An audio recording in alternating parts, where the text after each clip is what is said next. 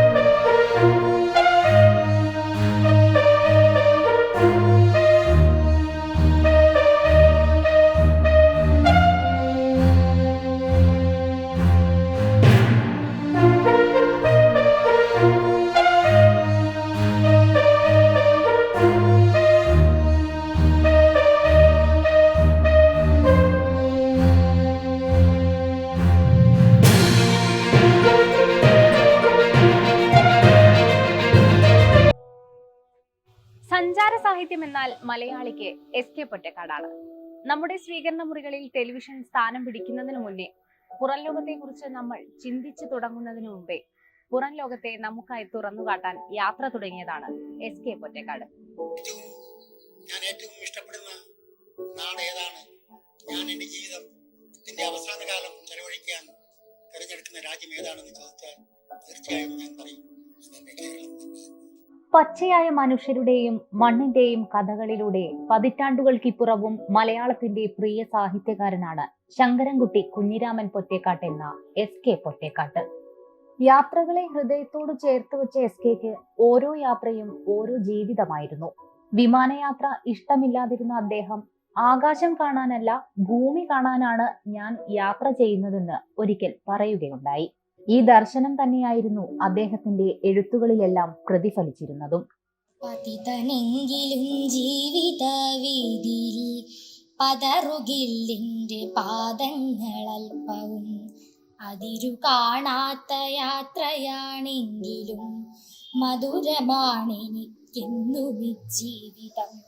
വിജയലക്ഷ്മി തൻ കാൽ ചിലമ്പൊച്ചയെ വിജനതയിൽ ഞാൻ കേൾക്കുകില്ലെങ്കിലും വിധി അതങ്ങി തീരാണിന്നിരിക്കലും മധുരമാണെനിക്കിന്നു ജീവിതം. 1913 മാർച്ച് 14 കുഞ്ഞിരാമൻ കിട്ടൂലി ദമ്പതികളുടെ മകനായാണ് എസ്.കെയുടെ ജനനം. അദ്ദേഹത്തിന്റെ അച്ഛൻ ഒരു ഇംഗ്ലീഷ് അധ്യാപകനായിരുന്നു. വിദ്യാഭ്യാസത്തിന്റെ മഹത്വം നന്നായി അറിയാമായിരുന്ന അദ്ദേഹം മകനും മികച്ച വിദ്യാഭ്യാസം തന്നെ നൽകി. ചാലപ്പുറം ഗണപതി സ്കൂളിലായിരുന്നു എസ്.കെയുടെ പഠനം. പിന്നീട് സാമൂതിരി ഗുരുവായൂരപ്പൻ കോളേജിൽ നിന്ന് ഇന്റർമീഡിയറ്റ് പാസ്സായി.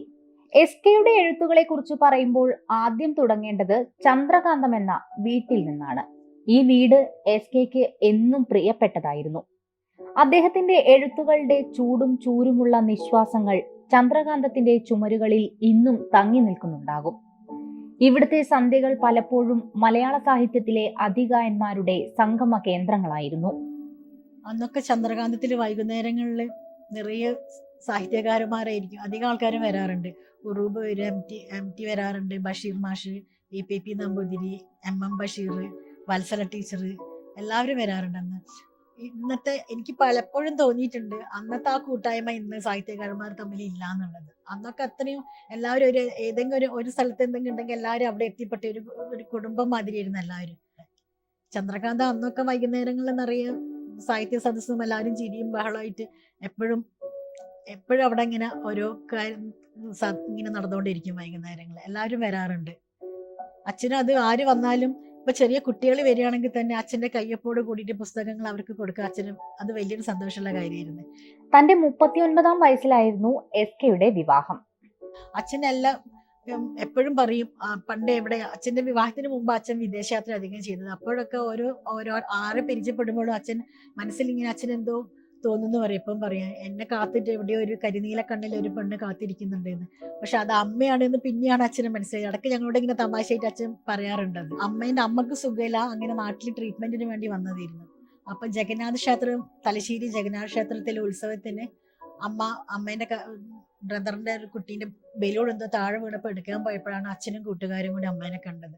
അങ്ങനെ അമ്മേനെ അന്വേഷിച്ചു വന്നു. അങ്ങനെയാണ് അമ്മ ഇവിടെ തന്നെ സ്ഥിര താമസാക്കിയത്. വിവാഹത്തിന് മുൻപായിരുന്നു അദ്ദേഹം യാത്രകളെല്ലാം നടത്തിയിരുന്നത്. ഇന്ത്യക്കകത്തും പുറത്തുമായി കണ്ട കാഴ്ചകളെല്ലാം തന്നെ മഹത്തായ എഴുത്തുകളായി അദ്ദേഹം വായനക്കാരന് മുന്നിലെത്തിച്ചു. മലയാള സഞ്ചാര സാഹിത്യത്തിന്റെ വസന്തകാലമായിരുന്നു അത്.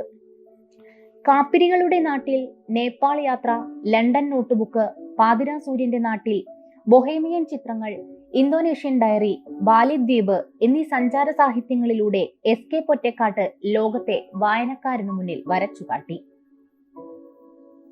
ഹൈസ്കൂളിൽ പഠിക്കുന്ന കാലത്ത് തന്നെ എസ്.കെ. പൊറ്റക്കാടിന്റെ ഏറെക്കുറെ കൃതികളും രചനകളും വായിച്ചു കഴിഞ്ഞിരുന്നു.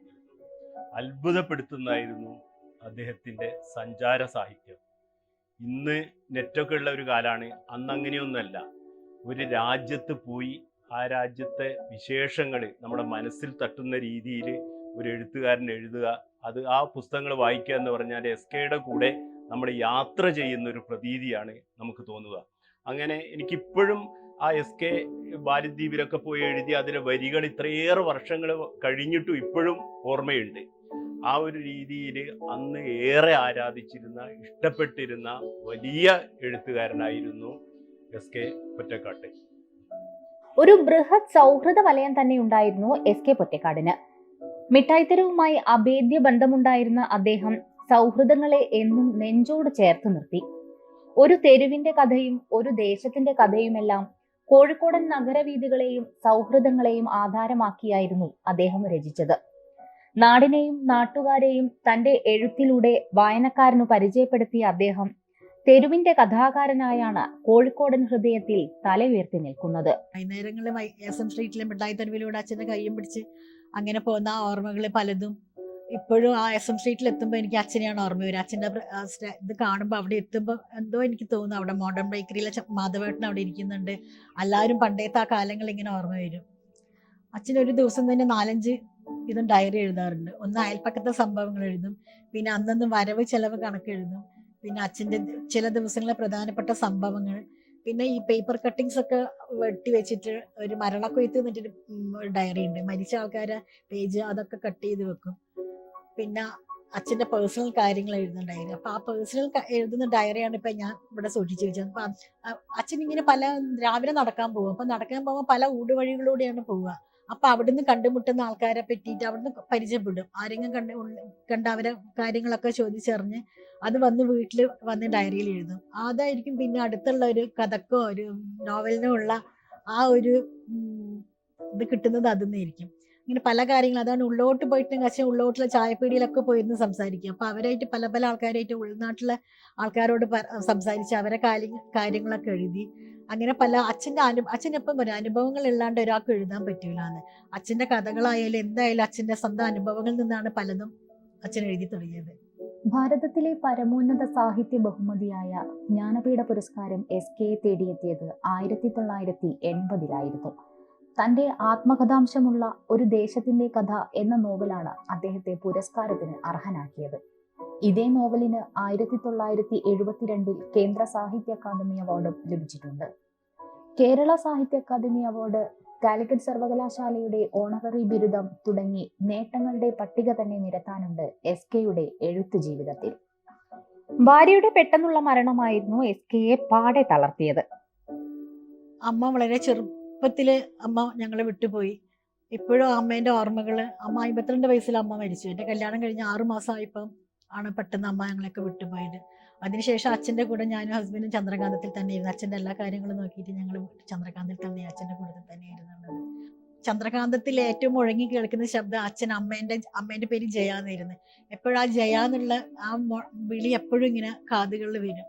പക്ഷെ അമ്മേന്റെ പെട്ടെന്നുള്ള മരണം അച്ഛനെ ആകെ തളർത്തി കളഞ്ഞു.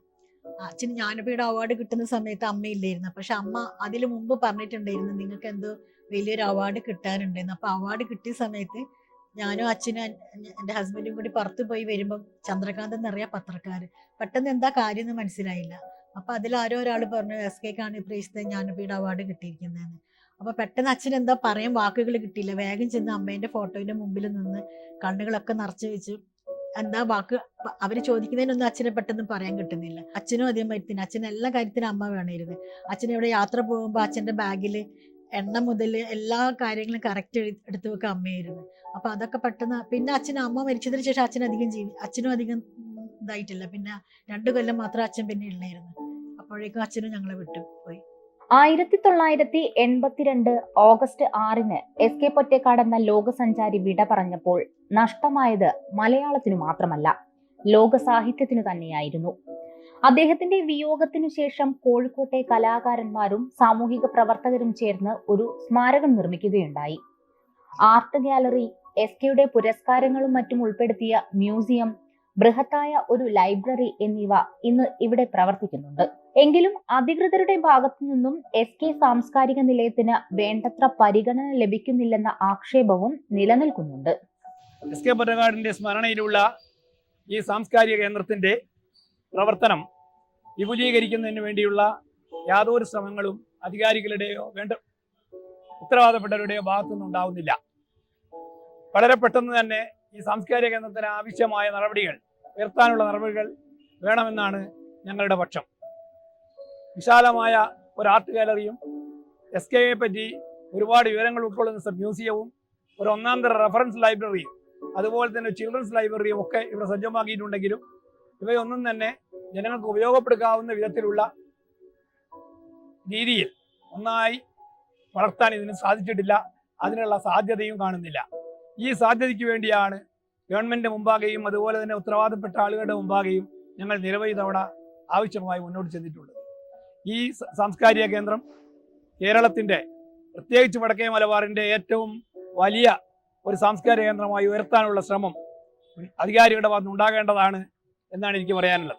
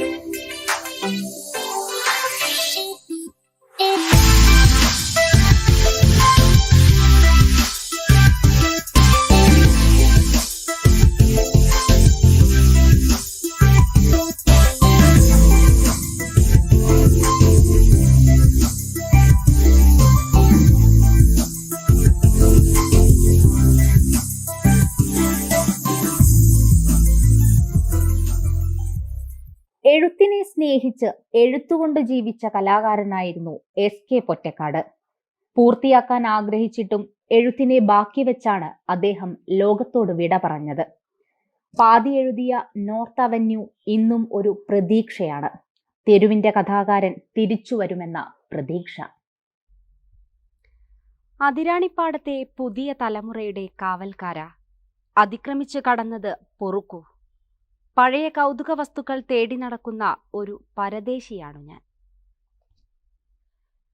എസ്.കെയുടെ യാത്രകൾ അവസാനിക്കുന്നില്ല.